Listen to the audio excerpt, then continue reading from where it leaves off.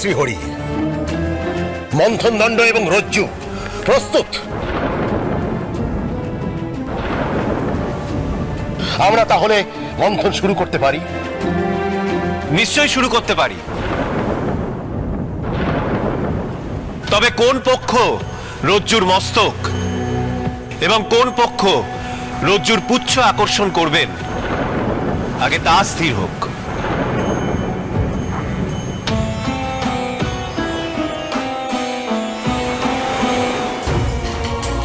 আমরা রজ্জুর সম্মুখ ভাগ নেব। বেশ, আমরা তাহলে পুচ্ছের দিক নেব।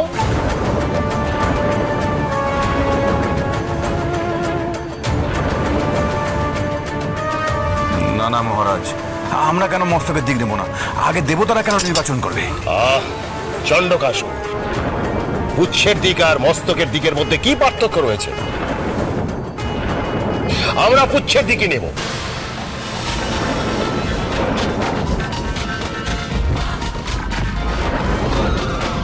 বেশ, তবে দেবতারা রজ্জুর মস্তকের দিকেই যান।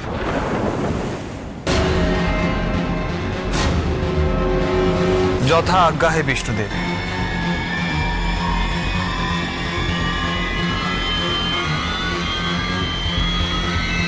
সর্বনাশ!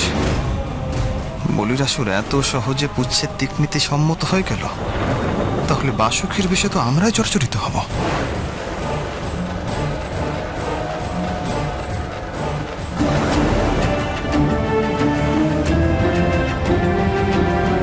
পবনদেব, এবারে কি হবে? আমরা তো বিপদে পড়ে যাব। আপনি যথার্থই বলেছেন সূর্যদেব। এমতাবস্থায় যদি অসুর কুল সম্মুখভাগ নিতে রাজি না হয়, তাহলে নাগরাজের ওই তীব্র বিষ সহ্য করতে হবে আমাদেরই।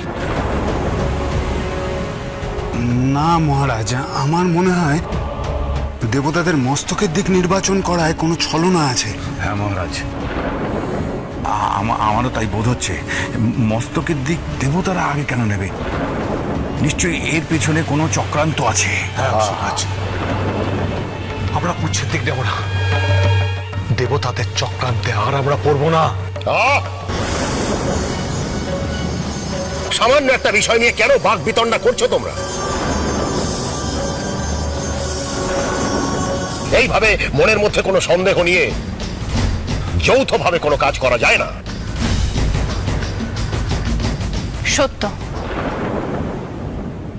দয়া করে আপনারা নিজেদের মধ্যে কলহ করবেন না। এখানে ব্যক্তিগত স্বার্থ নয়, জগতের স্বার্থ দেখতে হবে সকলকে। মনসা যথার্থই বলেছে। ঠিক আছে বলিরাসুর, অসুররা যদি মস্তকের দিকে চায় তবে তাই হোক।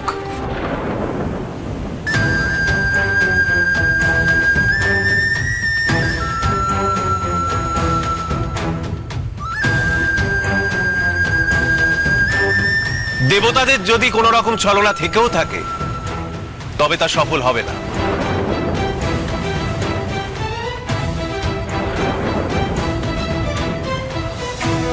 হে বিষ্ণুদেব, আপনি যা আদেশ করবেন সেই আমাদের শিরোধার্য।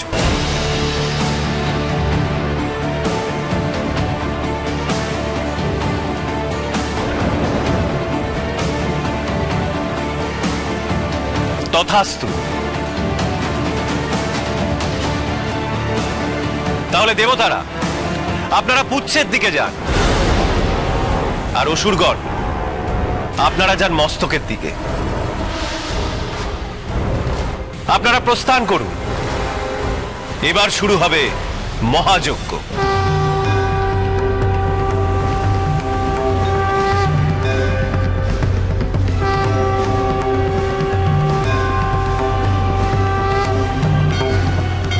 বিষ্ণুদেব, এবার তাহলে মন্থনের শুভ সূচনা হোক।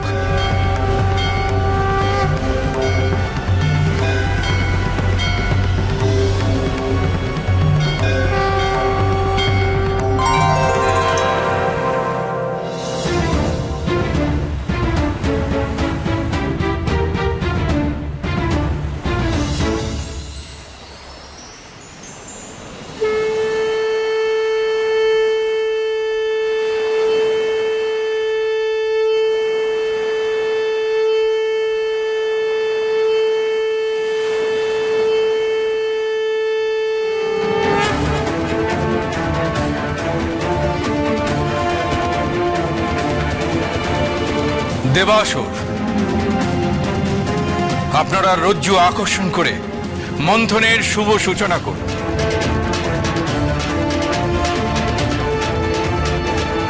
চলো সকলে।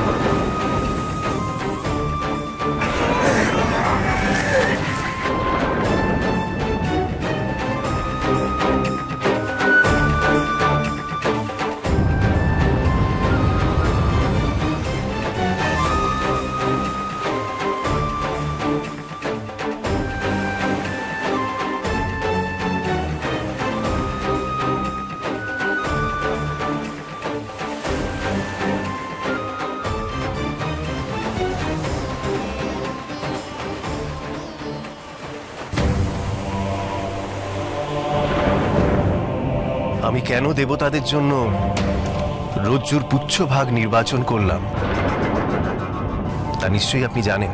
বিলক্ষণ বিষ্ণুদেব, বাসুকীর মুখ নিঃসৃত বিষে দেবতাদের ক্ষতি হতে পারে, তাই আপনি তাদের পুচ্ছের দিকে প্রেরণ করলেন।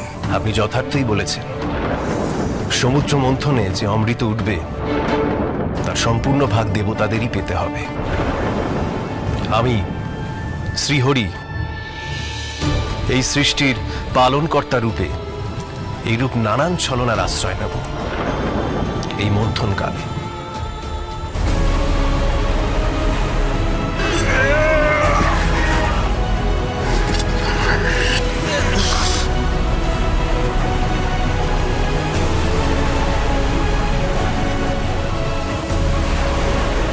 কারণ আসুরিক শক্তি যদি অমরত্ব লাভ করে তাহলে সৃষ্টি ধ্বংস হয়ে যাবে, ত্রিলোক বলে আর কিছু থাকবে না। এ হতে দেয়া যায় না। আমি এই ব্যাপারে সম্যকরূপে জ্ঞাত পালন কর্তা। এই সৃষ্টির পালনই হচ্ছে আমাদের মূল উদ্দেশ্য, তাই এই তিলকের যাতে মঙ্গল হয় সেটাই আমাদের করতে হবে। তাই মহাদেবকে এই মন্থন কার্য থেকে দূরে রাখাই শ্রেয় মনে হয়েছিল আমার, কারণ তিনি কোনো ছলনা বা পক্ষপাতিত্বের প্রশ্রয় দেবেন না।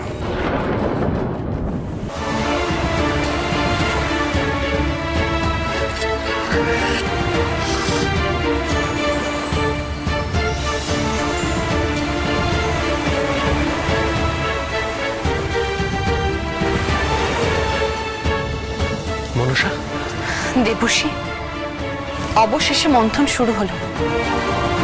আমি যেন অনেকটা স্বস্তি পেলাম। হ্যাঁ মনসা, এবার তোমার সন্তানেরা প্রাণ পাবে। তোমার এই নিরলস প্রচেষ্টা, তোমার মাতৃত্বের পরীক্ষা বিফলে যাবে না।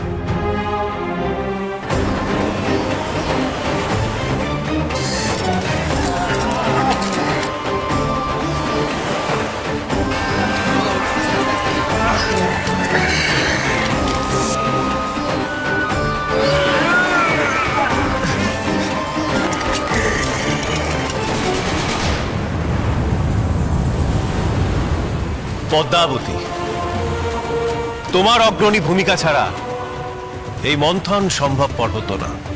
হয়তো এই পূর্ণ কার্যে তোমার অবদান উচ্চারিত হবে না, কিন্তু এই কার্যে তুমি নীরবে যে ভূমিকা পালন করেছো তার জন্য কোনো প্রশংসাই যথেষ্ট নয়।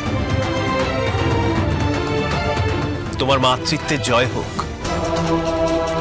শুধুমাত্র নিজের সন্তানদের কথা নয়, এই জগতের মঙ্গল, দেবতাদের স্ত্রী, সকল কথা ভেবে তুমি যে দায়িত্ব পালন করেছো তা একমাত্র শিব কন্যার পক্ষেই সম্ভব।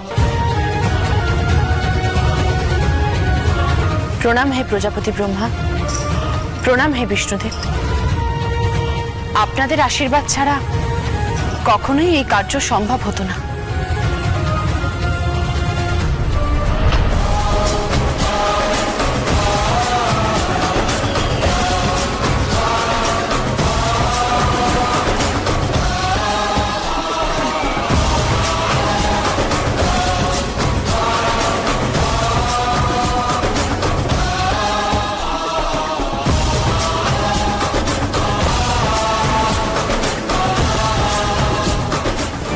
বিষ্ণুদেব, মন্থনের অমৃত লাভ কখন হবে?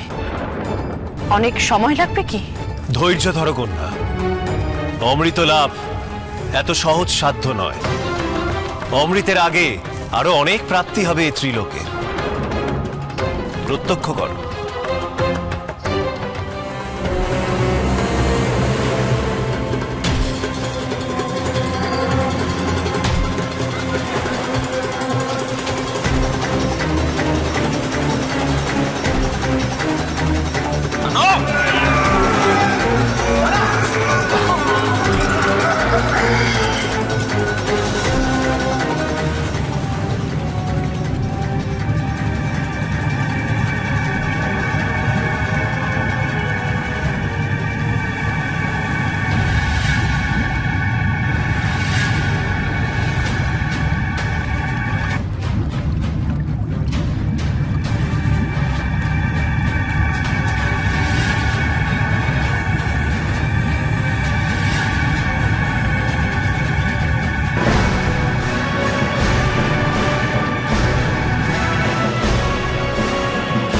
দেবরাজ, ওই সমুদ্রের তলদের সাথে কোনো কিছু উত্থিত হবার আমি আভাস পাচ্ছি।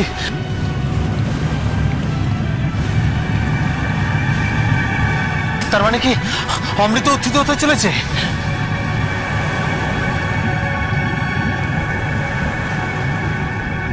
আমিও তাই আভাস পাচ্ছি পবন দেব।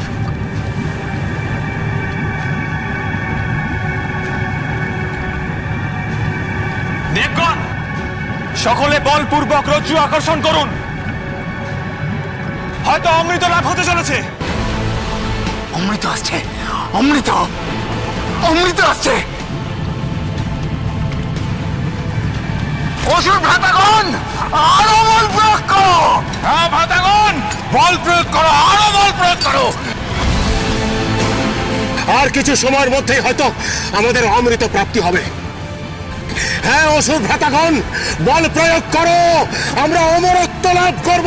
অমরত্ব।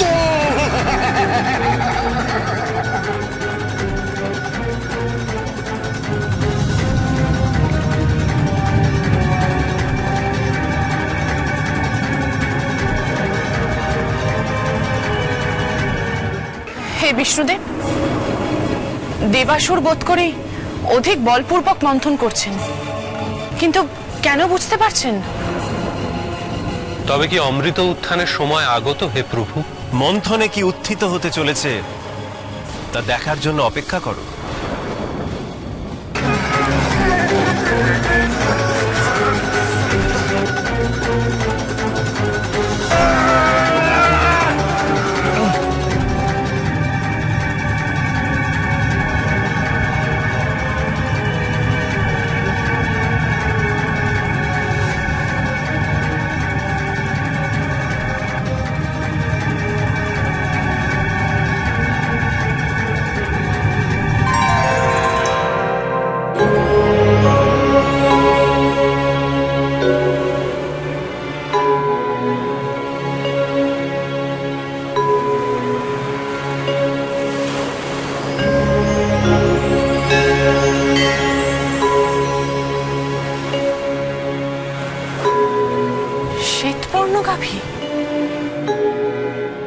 শ্বেত গাভী কেন সমুদ্রের তলদেশ থেকে উত্থিত হলো হে বিষ্ণুদেব? এই গাভী হলো সুরভি গাভী, সমুদ্র মন্থন কালে উত্থিত প্রথম বস্তু। অতি শক্তিশালিনী, অদ্ভুত কর্মা, কামধেনু। এবার এর মাহাত্ম্য বর্ণনা শুনবেন আপনারা।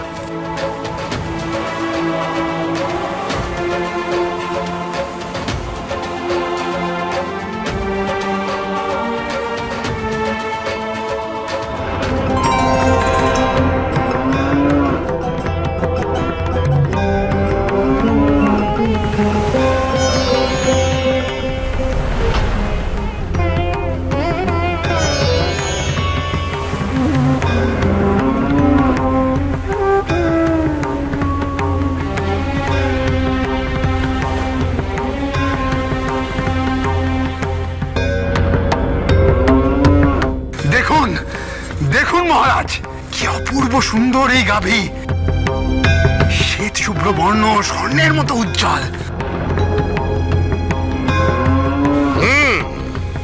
মন্থনে প্রথম উত্থিত এই গাভী, মন্থনে আমাদের প্রথম সাফল্য। যথার্থই বলেছেন বলিরাসুর, এই সাফল্য আমাদের আরো উদ্বুদ্ধ করলো। অমৃত লাভ আমরা নিশ্চয়ই করব। দেবাসুর একত্রিত হয়ে সবকিছু অধিকার করছে, আর নাগেরা বঞ্চিত ছিল, তারা বঞ্চিতই থাকবে। আমার পুত্রকে ছলনা করে রজ্জু রূপে নিয়ে গেছে, আর অমৃত পাবে শুধু দেবাসুর। মাতা, আমাদের কিছু একটা করতেই হবে মাতা। অমৃতের ভাগ যদি আমরা না পাই, তাহলে আমরা চারিদিক তো বিষে ভরিয়ে দিতে পারি। তক্ষকনাগ, কি বলছেন আপনি? তক্ষকনাগ যথার্থই বলেছেন। যাও তোমরা গিয়ে বিষ সাগরে নিজেদের বিষ নিক্ষেপ করো। বিষ সাগরে বিষের মাত্রা আরো তীব্র করে দাও, মাত্রা আরো বাড়িয়ে দাও। যথাজ্ঞা মাতা। তক্ষকনাগ, দাঁড়ান। মাতা, মাতা, আপনি একটিবার ভাবুন মাতা, এই কার্যের পরিণাম কিন্তু ভয়ঙ্কর হতে পারে, ভয়াবহ হতে পারে। দেবতা এবং অসুরদের সঙ্গে শত্রুতা, এর ফলে নাগেদের দিকে চরম বিপদ ধেয়ে আসতে পারে। মাতা, এমনিতেই নাগেদের শত্রুর অভাব নেই, আপনি আরো একটিবার ভেবে দেখুন মাতা। নাগেদের সাথে শত্রুতা করা হলে তাদের তো যোগ্য জবাব দিতে হবে, আর তাছাড়া প্রয়োজনের সময় নাগেদের ব্যবহার করবে, তারপর যোগ্য সম্মান তাদের দেয়া হবে না। এ তো চলতে পারে না। তক্ষকনাগ, তুমি এখনই কঙ্কিনী ও অন্যান্য নাগ নাগিনীদের নিয়ে বিষ সাগরে যাও, এখনই। যথাজ্ঞা মাতা।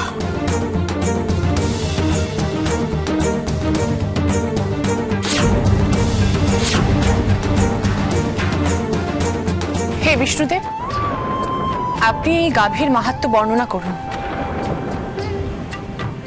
সুরভি গাভী, কপিলা গাভীদের জননী কান্তিমতী।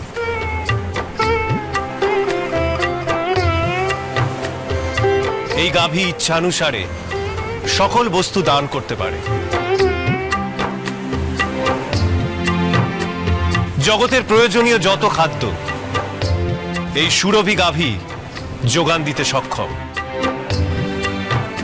সুরভি গাভীর দুগ্ধ ক্ষীর ধারা স্বরূপ, এবং এই নিরন্তর বাহিত ক্ষীর ধারা থেকেই ক্ষীরোৎসাগরের সৃষ্টি হয়েছে।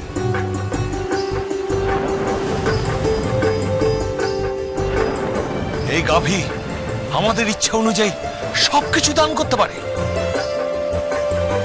তাহলে দেখি এই গাভী আমাদের ইচ্ছা পূরণ করতে পারে কিনা। হ্যাঁ, আমরা এখনই সুখাদ্য চাই। মন্ডা মিঠাই থরে থরে উপস্থিত হোক।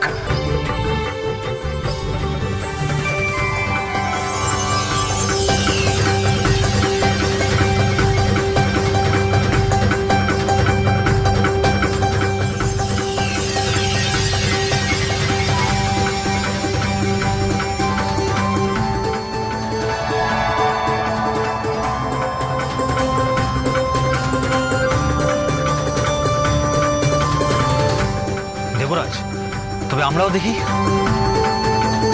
আমাদের প্রার্থিত দ্রব্য আসে কিনা। হ্যাঁ, নিশ্চয়ই। আমরা পোলাও, পরমান্ন ইত্যাদি ভোজন করতে চাই। হে গাভী মাতা, আমাদের এই খাদ্য দান করা হোক।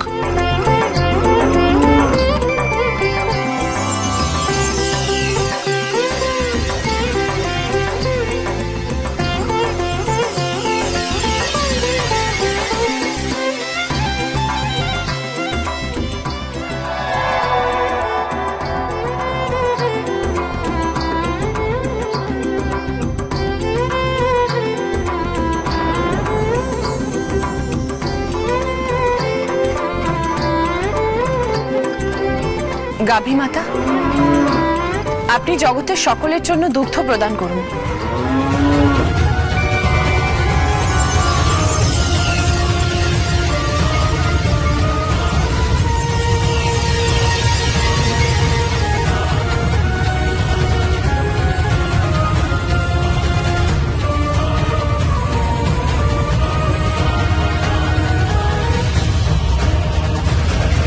অর্থাৎ এই সুরভি গাভী খাদ্যের সমস্ত প্রয়োজনীয়তা মেটাতে সক্ষম। ফলে জগতে আর কোনো খাদ্যাভাব থাকবে না। সুরভি গাভী সমস্ত প্রয়োজনীয়তা পূরণ করতে পারেন। ইনি সাক্ষাৎ কামধেনু স্বরূপা।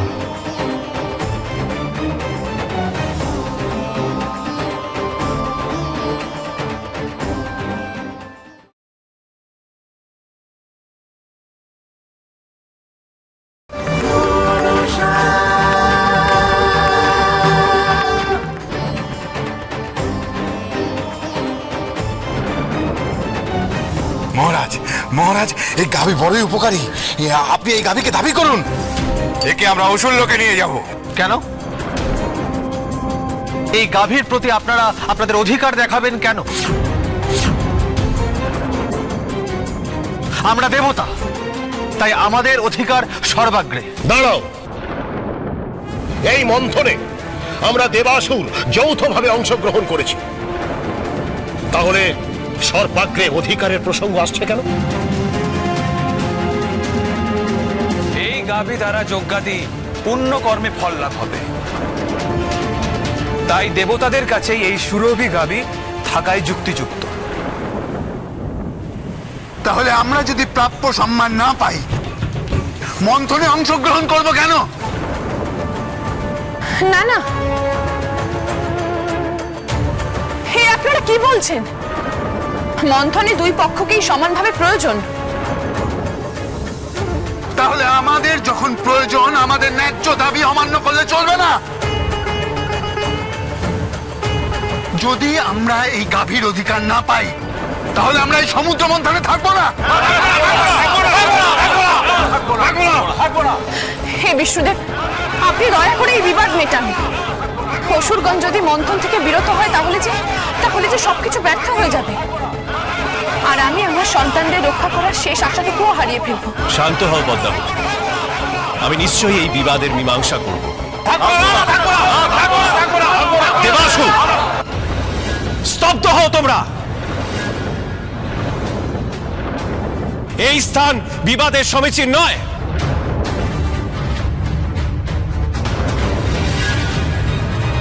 সমুদ্র থেকে যা যা বস্তু উত্থিত হবে তার বন্টন এখন হবে না।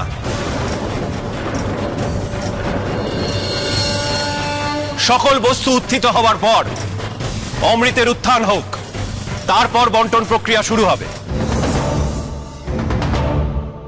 আপনি যথার্থই বলেছেন বিষ্ণুদেব। বন্টন প্রক্রিয়া মন্থন অন্তে না হলে এই মন্থন বারবার বাধাপ্রাপ্ত হবে, এই বিবাদ চলতেই থাকবে। আপনারা আগে মন্থন প্রক্রিয়া শেষ করুন। আমার তাতে কোনো আপত্তি নেই। বেশ, আমিও মেনে নিলাম।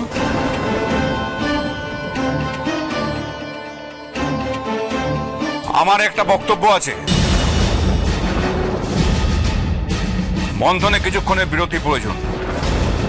মহারাজের সঙ্গে আমাদের একটু আলোচনা আছে।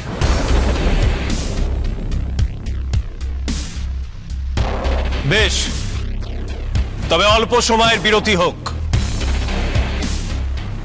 মহারাজ, একটু এদিকে আসুন।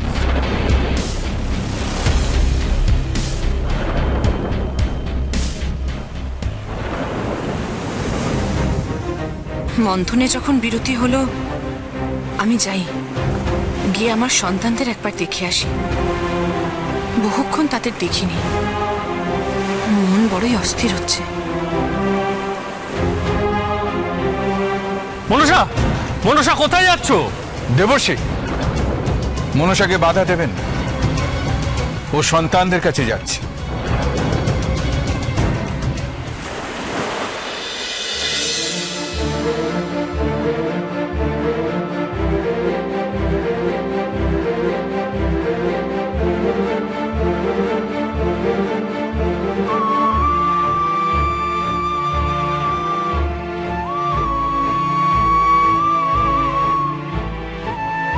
আমি এখনো তোমাদের রক্ষা করতে পারলাম না হে পুত্ররা, এখনো আমি রক্ষা করতে পারলাম।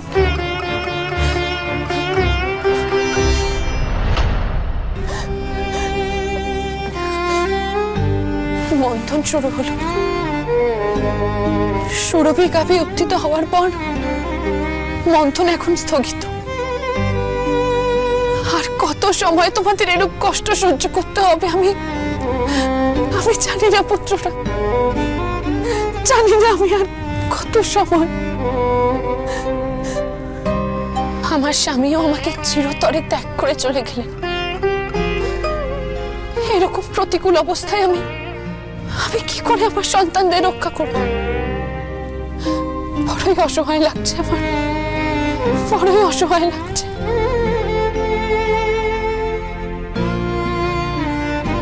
এই জীবন যুদ্ধে আমি পরাজিত হব না তো, পরাজিত হব না তো আমি।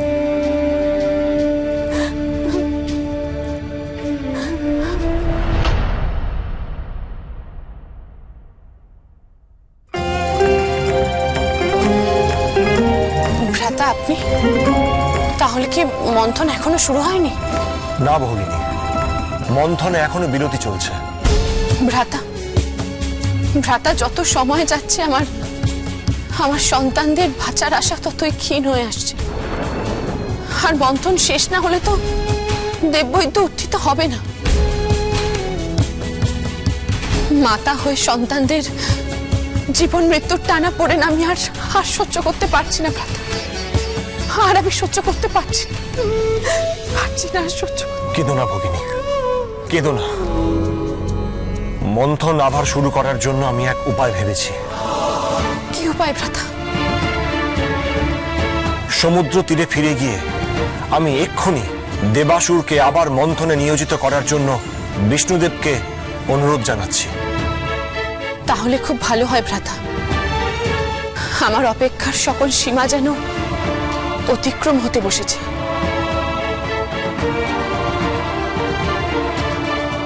আপনি যান ভ্রাতা, আমি পরে আসছি।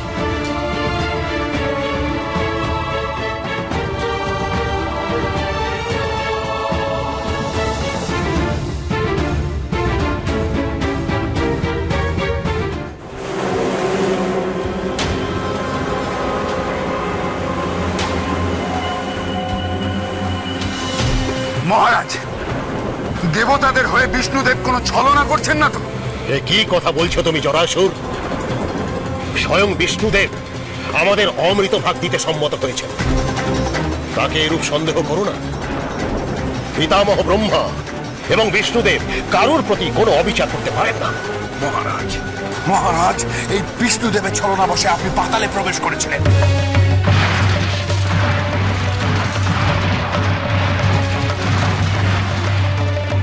এই বিষ্ণুদেব বামন ব্রাহ্মণ রূপে আপনার সঙ্গে ছলনা করেছিল।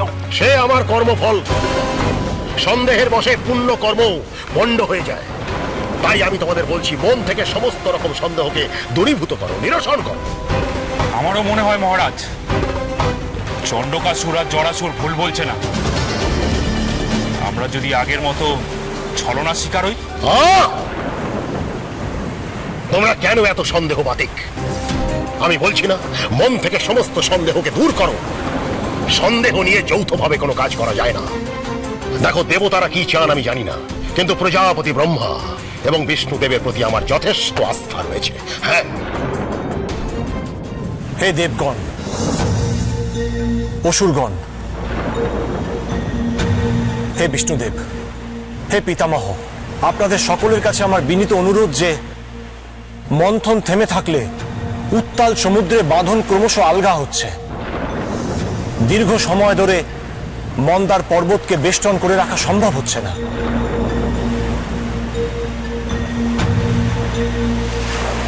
তাই মন্থন প্রক্রিয়া ত্বরান্বিত করে মন্থন দ্রুত সমাপ্ত করুন। হে বিষ্ণুদেব, আমি এই ব্যাপারে আপনার দৃষ্টি আকর্ষণ করছি। অবশ্যই মন্থন প্রক্রিয়া দ্রুত সমাপ্ত হওয়া প্রয়োজন। অনেক বিরতি হয়েছে, পুনরায় মন্থন প্রক্রিয়া শুরু করতে হবে। হে দেবাসুরগণ, আপনারা নিজ নিজ স্থানে ফিরে যান।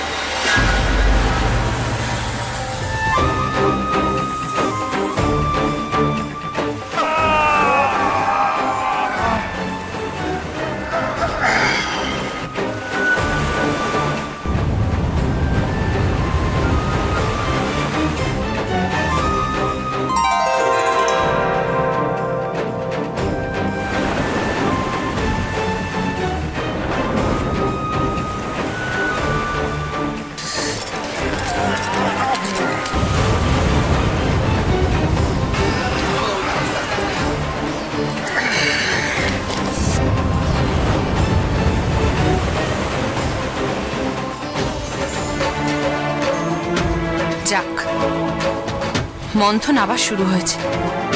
পূর্ণ গতিতে মন্থন চলছে।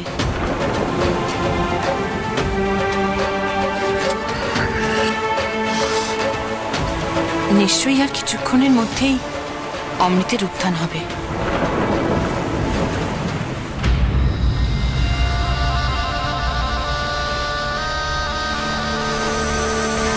তক্ষক না, আপনি বিশ্বসাগরে নিয়ে এলেন কেন? মাতা কদ্রুর আদেশ, আমাদেরকে সর্পরূপ ধারণ করে বিশ্বসাগরে বিষ নিক্ষেপ করতে হবে। কিন্তু তক্ষকনাগ মাতা কদ্রু কারণটা জানালেন না কেন? বিশ্বসাগরে বিষ নিক্ষেপ করলে বিষের পরিমাণ বৃদ্ধি পাবে তক্ষকনাগ, তাতে জগতে প্রভাব পড়বে। নাগমাতার আদেশ আমাদের শিরোধার্য কঙ্কিনী। ছলনার দ্বারা নাগরাজকে সমুদ্র মন্থনের জন্য রজ্জু নির্বাচিত করা হয়েছে, কিন্তু সমুদ্র মন্থন থেকে উত্থিত অমৃতের ভাগ কারা পাবে? দেবতা এবং অসুরেরা। নাগেরা চিরকাল বঞ্চিতই থেকে যাবে। তাই মাতা চান যে দেবাসুর সহ ত্রিলোক হলাহলে জর্জরিত হোক। আমাদের অমৃত ভাগ থেকে দূরে রাখার ফল সকলকে পেতে হবে। নাগেরা, তোমরা সবাই বিষ নিক্ষেপ শুরু করো।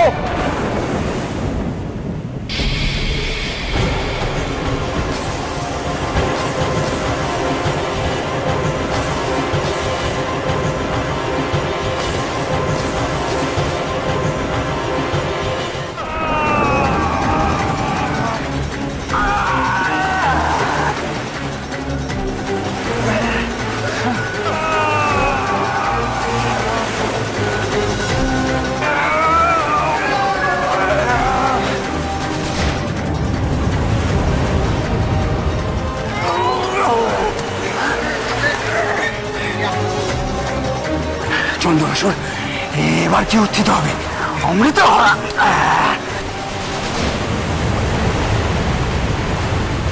অমৃত এলে নিজেদের ভাগ বুঝে নিতে হবে। দেবতাদের উপর বিশ্বাস করা যাবে না। ঠিক, দেবতারা যেন তেন প্রকারে ছলনার আশ্রয় নিতে পারে। মহারাজ যতই বলুন, আমার দেবতাদের কোনো বিশ্বাস নেই।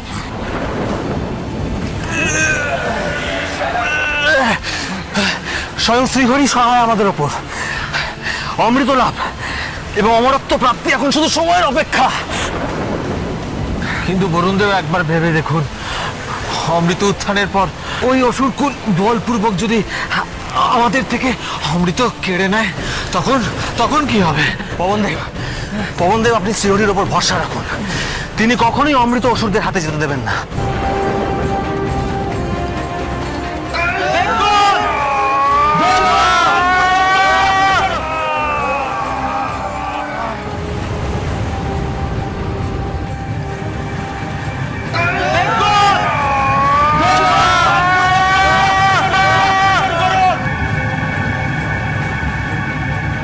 মহারাজ, সমুদ্র তলদেশ থেকে আবার যেন কিছু উত্থিত হচ্ছে।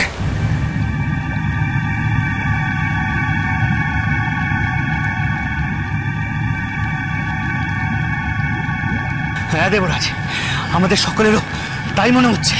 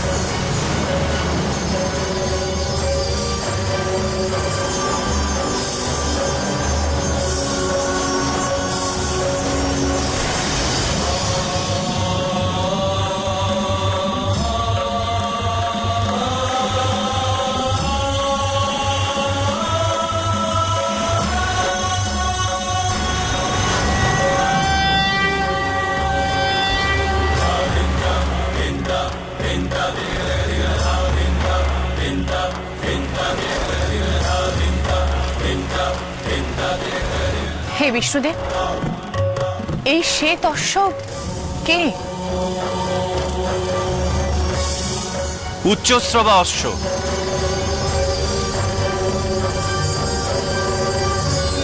অশ্বদের মধ্যে সর্বশ্রেষ্ঠ অশ্ব।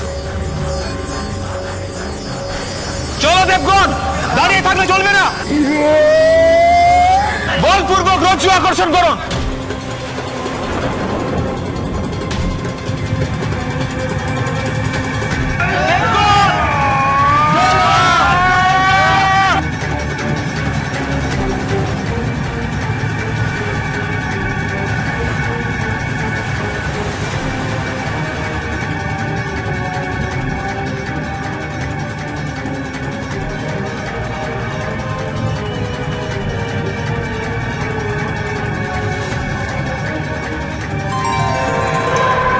দুর্দন্ত শ্বেত এই হস্তি হলো ইরাবত।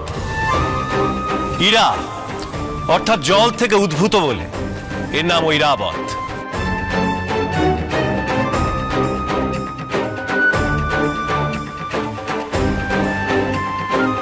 ঐরাবত হলো হস্তি শ্রেষ্ঠ।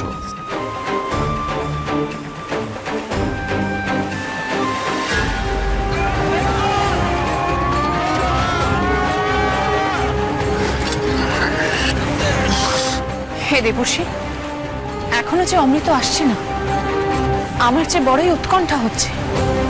অমৃত উত্থান হবে তো?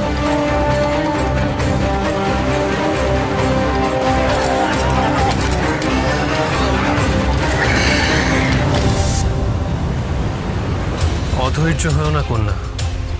মন্থনকালে সমুদ্রের তলদেশ থেকে নানাবিধ শ্রেষ্ঠ বস্তু ও প্রাণীর উদ্ভব ঘটবে। অমৃতও অবশ্যই উত্থিত হবে।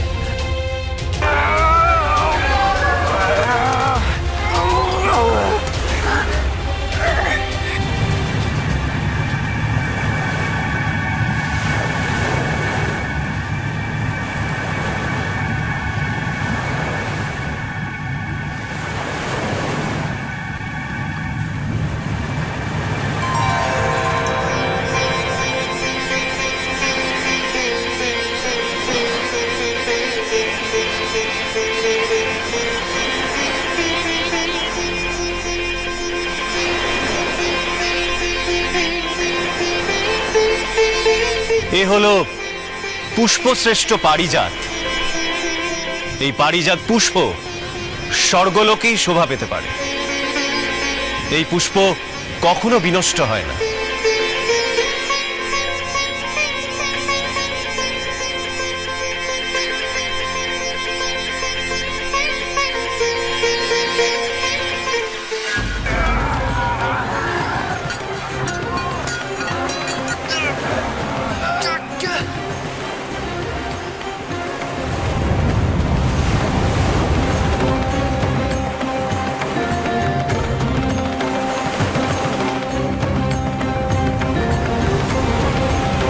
পারা যাচ্ছে না মহারাজ, ক্রমাগত মন্থনে বড়ই কষ্ট হচ্ছে।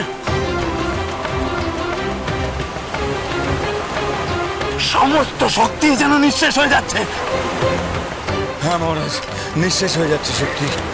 আমারও প্রচন্ড প্রচন্ড ক্লান্ত লাগছে, ভীষণ অবসন্ন বোধ করছি, খুব ক্লান্ত লাগছে। হ্যাঁ দেবরাজ, অসুরদের না আমাদের প্রচন্ড ক্লেশ হচ্ছে। আমরা এই মন্থন ভার আর সহ্য করতে পারছি না।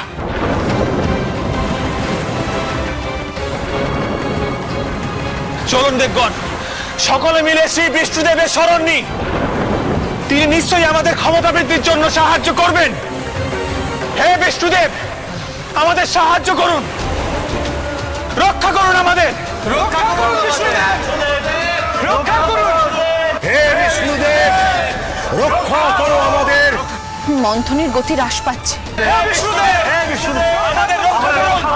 রক্ষা করো আমাদের। হে বিষ্ণুদেব, আপনি কোনো উপায় বলুন। দেবাসুর সবাই পরিশ্রান্ত। রক্ষা করুন আমাদের, রক্ষা করো। দেবাসুর ও অসুররা ক্লান্ত হয়ে পড়লে যে মন্থন থেমে যাবে। পদ্মাবতী যথার্থই বলেছে বিষ্ণুদেব। মন্থন থেমে যাওয়ার অর্থ অমৃত উত্থান আরো বিলম্বিত হওয়া। আপনি শক্তিদান করুন দেবাসুরকে।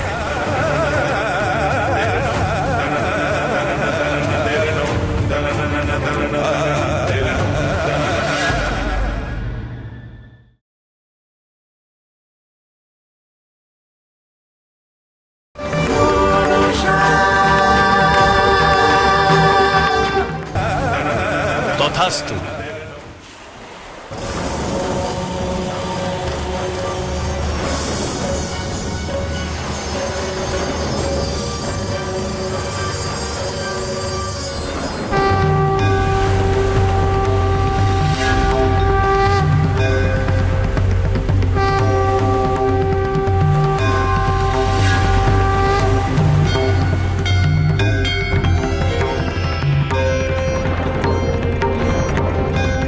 নারায়ণ নারায়ণ।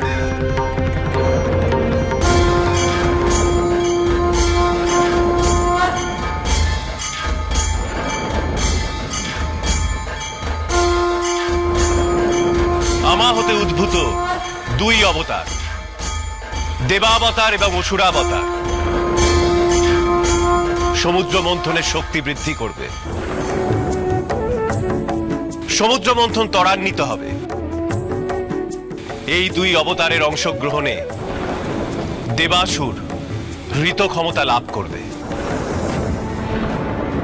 হে প্রভু, কি অপূর্ব লীলা আপনার।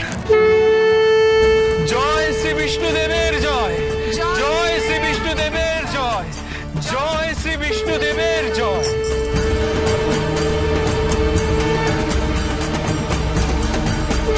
আমার দেবরূপ, তুমি দেবতাদের কাছে যাও।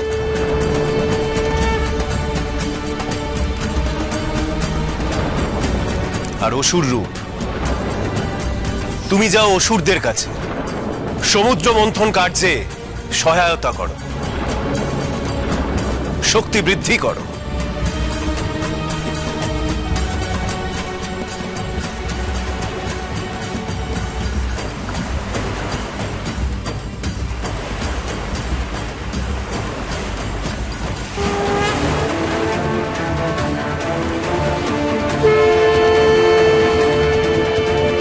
পুনরায় মন্থন শুরু হোক।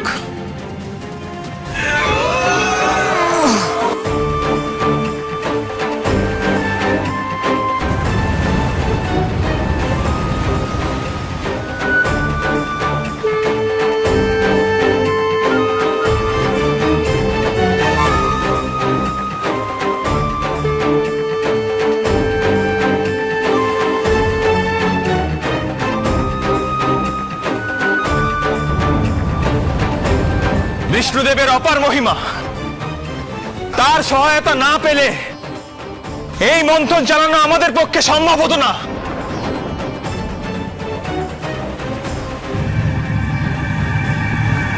যথার্থই বলেছেন ইন্দ্রদেব। শ্রীহরি আমাদের শারীরিক বল দিয়েছেন আর মানসিক বলবৃদ্ধিও করেছেন।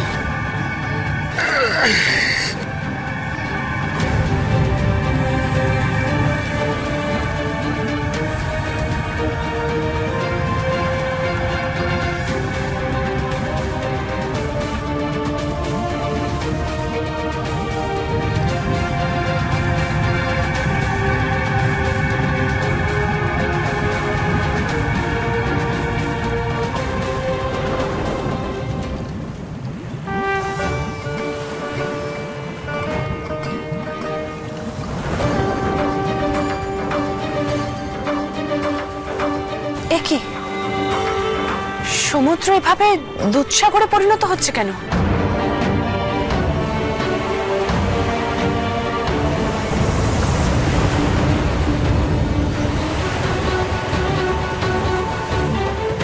হে প্রজাপতি ব্রহ্মা, এর তাৎপর্য কি? সমুদ্র বিষ্ণুদেবকে দুগ্ধ দ্বারা বরণ করছে, তাই সমুদ্রের জলরাশি দুগ্ধে পরিণত হচ্ছে। সেই কারণেই যুগে যুগে পূজা অর্চনার সময় নারায়ণ দেবকে দুগ্ধ দ্বারাই বরণ করা হয়।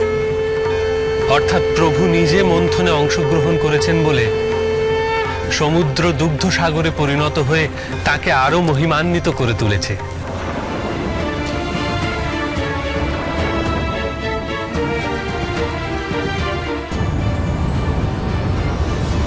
মহারাজ, মহারাজ দেখুন, সমুদ্র কেমন দুগ্ধে পরিণত হয়েছে।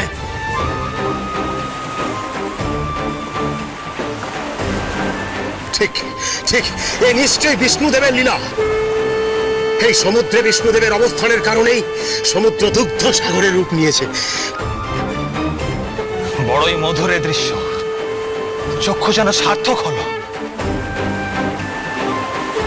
জয় বিষ্ণুদেবের জয়! জয় বিষ্ণুদেবের জয়! জয় বিষ্ণুদেবের জয়! জয় বিষ্ণুদেবের জয়! জয় বিষ্ণুদেবের জয়! জয় বিষ্ণুদেবের জয়! জয় বিষ্ণুদেবের জয়! জয় বিষ্ণুদেবের জয়!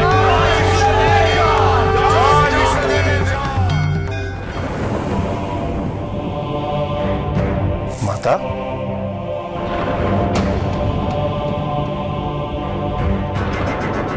কি হয়েছে নন্দী? মাতা, শ্রী বিষ্ণুদেব দেবতা এবং অসুর যৌথ রূপে অবতীর্ণ হয়েছেন এবং সমুদ্র মন্থনে অংশগ্রহণ করেছেন। শ্রী বিষ্ণুদেবের স্পর্শে সমুদ্র পবিত্র ক্ষীরসাগরে রূপান্তরিত হয়েছে। মাতা, চলুন মাতা, সমুদ্র তীরে চলুন। আমিও এই দৃশ্য প্রত্যক্ষ করতে চাই মাতা। সমুদ্র তীরে যাব, কিন্তু মাতা, আমিও আপনাকে নিয়ে যেতে এসেছি, আপনি চলুন। কন্যা, তোমাকে কি কেউ আমন্ত্রণ জানিয়ে প্রেরণ করেছে আমাদের কাছে? না মাতা, আমি স্বয়ং এলাম। সেখানে প্রজাপতি ব্রহ্মা, বিষ্ণুদেব, দেবর্ষি, সব দেবতারা, সব অসুররা উপস্থিত আছেন, তাই আমি নিজে আপনাদেরকে নিতে এলাম। কেউ আমাদের আমন্ত্রণ পর্যন্ত করলো না। দেবাদিদেব মহাদেব বিনা আমন্ত্রণে সেখানে যেতে অনিচ্ছুক। আমিও আমার স্বামীর অনুগামিনী হব। বিনা আমন্ত্রণে সেখানে যাওয়া সম্ভব নয় কন্যা।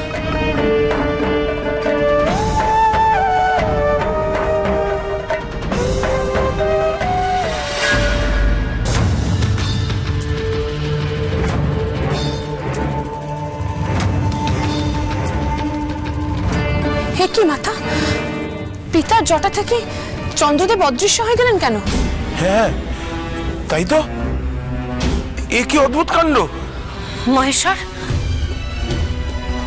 তোমার জটা থেকে চন্দ্রদেব অদৃশ্য হয়েছেন, কি কারণে?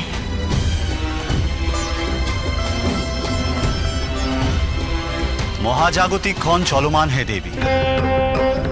এই ক্ষণে সমুদ্র মন্থনে স্বয়ং বিষ্ণুদেব যোগদান করেছেন অসুর ও দেবতা যৌথ রূপে।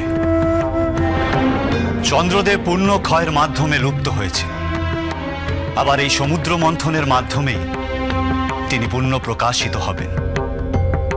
তারপর তিনি স্থান পাবেন আবার আমার জটায়। পিতা, চন্দ্রদেবের হঠাৎ লুপ্ত হওয়ার কি বিশেষ কোনো কারণ আছে? আছে কন্যা, দেবী তোমার স্মরণে আছে চন্দ্রদেবের প্রতি প্রজাপতি দক্ষের অভিশাপের কথা? স্মরণে আছে মহাদেব, এসেই অভিশাপেরই ফল। পিতা, আমি এই ঘটনার কথা জানি না, আপনি যদি সবিস্তারে ব্যাখ্যা করেন। এই ঘটনা তো আমারও অজানা বাবা, যদি দয়া করে বলেন। বেশ, তবে শোনো। দেবী তখন দক্ষ রাজকন্যা সতী রূপে আমার ঘরণী। সেই সময় চন্দ্রদেবের সঙ্গে প্রজাপতি দক্ষের 27 কন্যাদের বিবাহ সম্পন্ন হয়।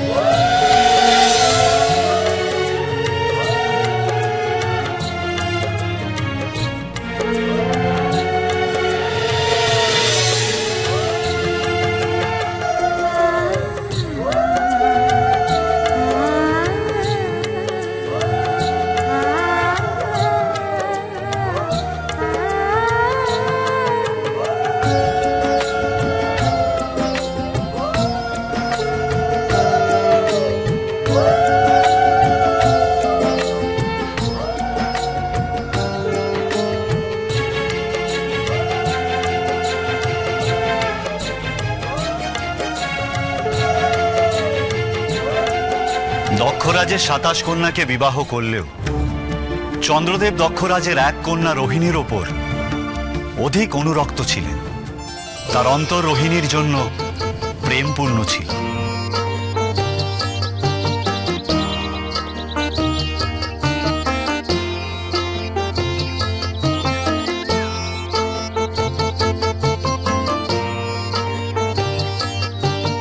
দেখুন চন্দ্রদেব, ওই পুষ্পের রং কি সুন্দর, চারিদিক যেন সুগন্ধে মাতোয়ারা।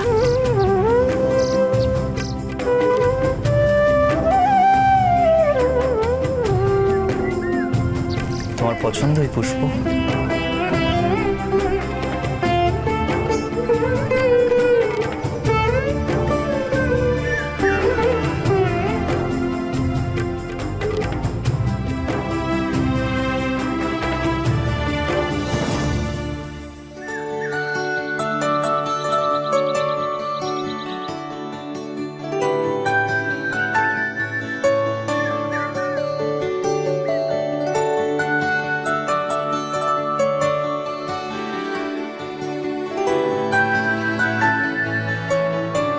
তোমার কেশ সজ্জায় এই পুষ্প শোভিত হোক।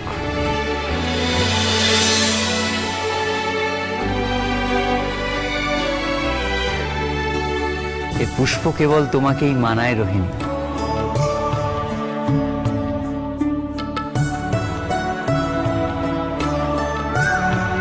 তুমি আমার প্রিয়তমা পত্নী।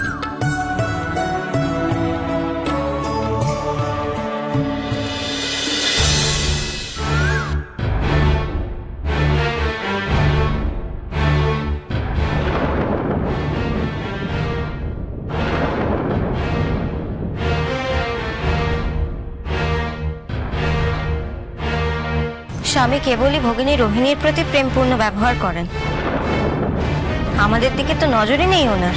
তিনি তো আমাদের সকল ভগিনীরই স্বামী, তাহলে কেবলমাত্র কেন ভগিনী রোহিণীর উপরেই তার এত অনুরাগ? এ তো অন্যায়। আমরা এরকম অন্যায় মেনে নেব না, এর বিহিত করবই।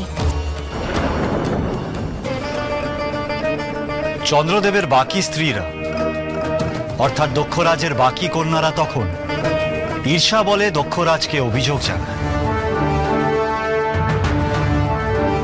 তাদের পিতার কাছে তারা বলে যে, পিতা, আপনার কাছে আমরা একটি বিষয়ে বিচার চাইতে এসেছি এবং আপনাকে বিধান দিতেই হবে।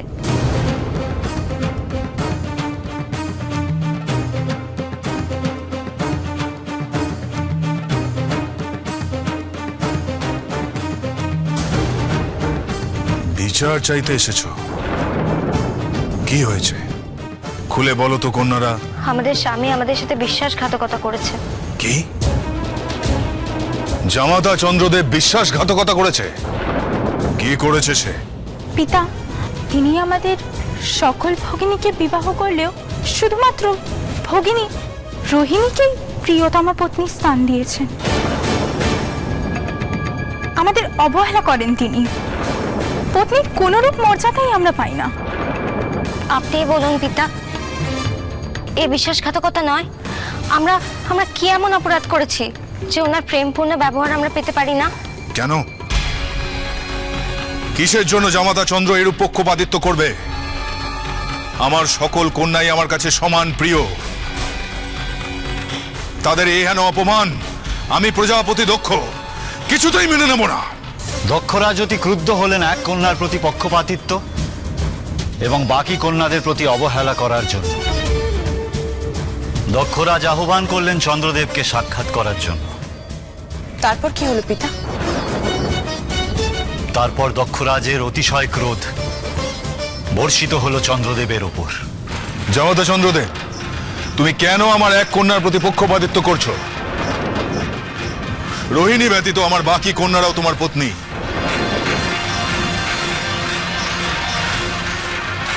কেন তুমি তাদের যথাযোগ্য মর্যাদা দিচ্ছ না?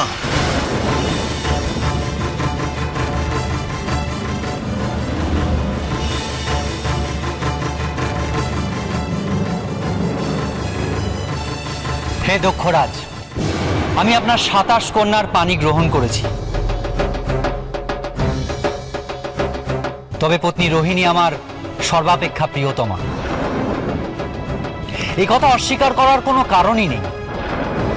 তার প্রতি আমার সর্বাধিক প্রেম।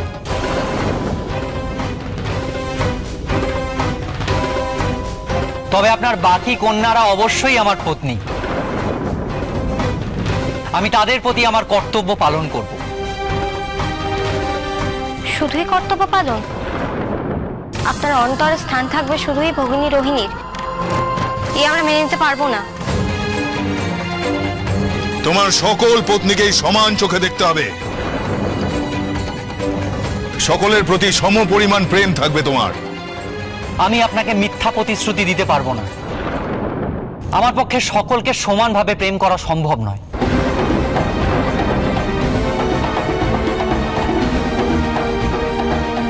তুমি আমার মুখের উপর কথা বলছো? প্রজাপতি দক্ষকে অপমান করছো তুমি। সকল কন্যাকে আমি সমান স্নেহ ভালোবাসা দিয়ে বড় করেছি। এই পক্ষপাতিত্ব এবং তাদের কোনরূপ কষ্ট আমি কিছুতেই মেনে নেব না। চন্দ্রদেব, তোমাকে কঠিন দণ্ড পেতে হবে। না পিতা না, দয়া করে স্বামীকে দণ্ড দেবেন না।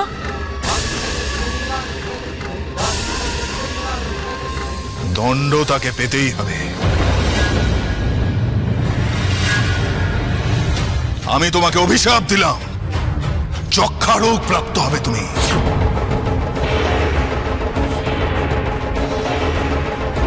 ধীরে ধীরে ক্ষয়ে যাবে তুমি। পিতা, এই আপনি কি ভয়ঙ্কর শাপ দিলেন? দয়া করে এই অভিশাপ আপনি ফিরিয়ে নিন, দয়া করে ফিরিয়ে নিন।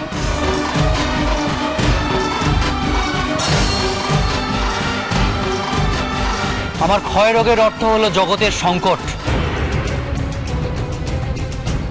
হে দক্ষরাজ, এই কথা আপনি বিস্মৃত হলেন কি করে? না চন্দ্রদেব, সব আমি কিছুতেই ফিরিয়ে নেব না। আমার কথা অমান্য করার দণ্ড তোমাকে পেতেই হবে। নিজ জামাতাকে তিনি এত কঠিন অভিশাপ দিলেন?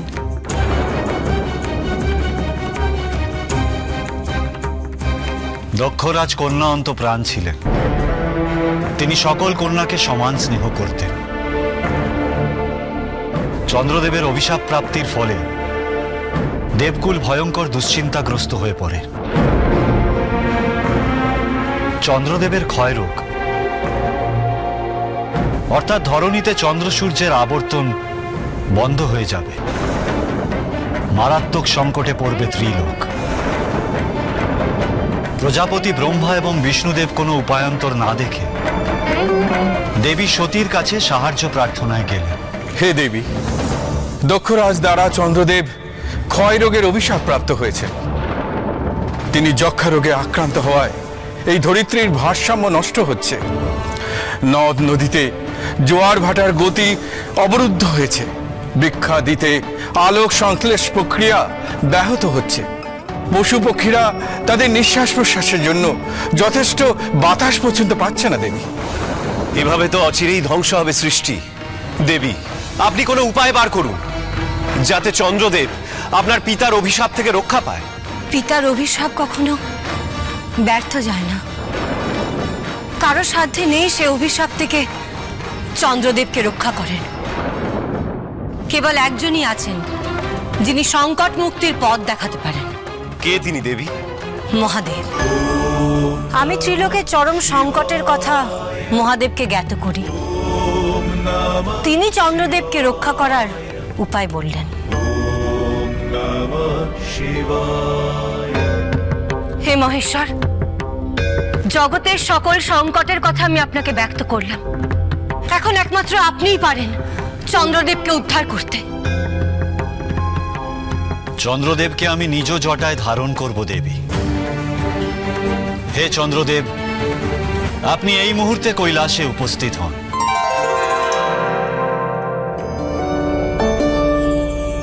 প্রণাম হে দেবাদিদেব, প্রণাম হে দেবী। প্রণাম। দেবীর নিকটে আমি আপনার শাপগ্রস্ত হবার কথা জ্ঞাত হয়েছি। আপনার প্রাণ রক্ষা করার জন্যে আমি আপনাকে আমার নিজ জটায় স্থান দেব। আপনি যক্ষা রোগের কারণে ক্ষয়প্রাপ্ত হয়ে অর্ধচন্দ্রাকৃতি রূপ নিয়েছে, আর সেই রূপেই আজীবন আমার জটায় বিরাজ করবেন। এই রূপেই আপনার ক্ষয় রোগ নির্মূল হবে। আপনি আমার প্রাণ রক্ষা করলেন হে দেবাদিদেব। আমি সর্বদা আপনার অনুগত থাকব।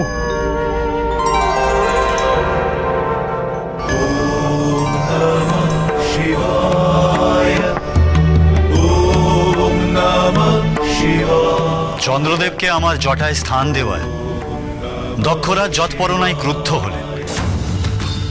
তার মনে হলো আমি তাকে ইচ্ছাকৃত অসম্মান করেছি। চন্দ্রদেবকে তার দেওয়া অভিশাপ খণ্ডন করা আমার অনুচিত হয়েছে। তারপর তারপর দক্ষরাজ কি করলেন পিতা?